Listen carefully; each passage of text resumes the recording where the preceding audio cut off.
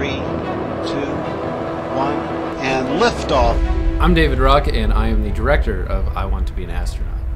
I really started out as what I would call a space skeptic, and then one night I'm watching the Bill Maher show. He had special guest Neil deGrasse Tyson on. The bank bailout, that sum of money is greater than the entire 50-year running budget of NASA. And that, to me, didn't make any sense. And that's when I figured out that cordless tools, MRIs, athletic shoes, artificial hearts, I mean, these are all things that were a result of the space program, and I had no clue. At that point, I wondered, do kids still say, I want to be an astronaut when I grow up?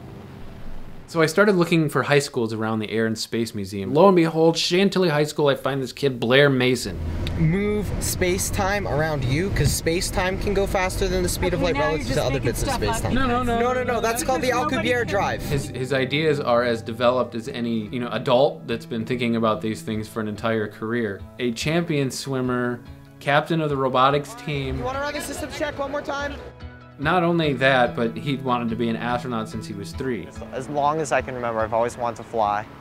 Flying and then hopefully go into space. So as I got to know Blair more and I got to know more about his dream, I really wondered, well, what kind of roadblocks and hurdles is he going to be up against? What is the state of today's space program? We meet with people that have worked in space. We go to the Kennedy Space Center, which is where all these amazing missions are launched from. And we go to Marshall Space Flight Center, where the future of America's human spaceflight program is beginning to take shape. This is a movie about what it takes for dreams to become realities. It is a huge Herculean effort that is not just about the efforts of Blair and people like him, but really the efforts of our society moving forward together. If you see this movie, you are going to be inspired to realize your dream, to work towards your dream. I'm this close to getting the film finished, but I need help to get there. We need to get it seen. Otherwise, it's not gonna make any difference. Blair needs you, space needs you, this film needs you. If we want to get a message of hope out there to the masses, to lots of people, this is your opportunity to help make that happen. Thank you so much for being a part of this film.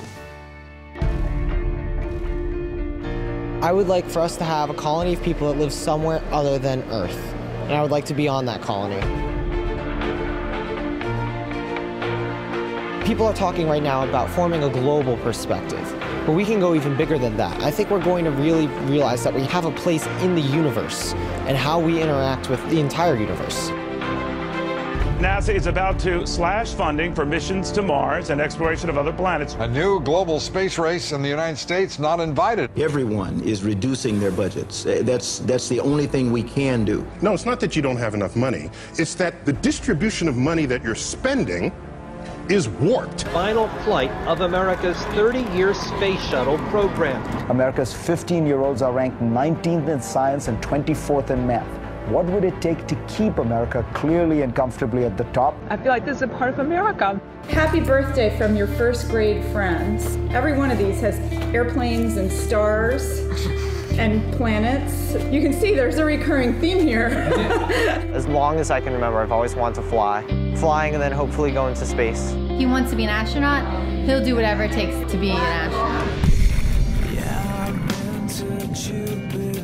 He gets up 4:45 in the morning. We'll just go to swim practice. The smaller second stage took over at 5,000 miles an hour.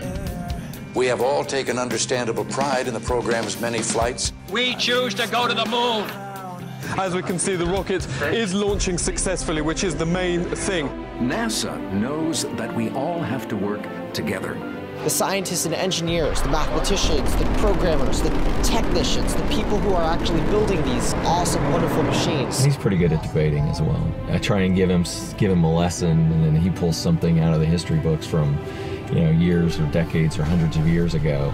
I think he has the most realistic sense that a 17-year-old's gonna have. I'd like to come and become an astronaut and do some of the stuff that you've done. How do I do that? Well, I think if they're interested in science and research.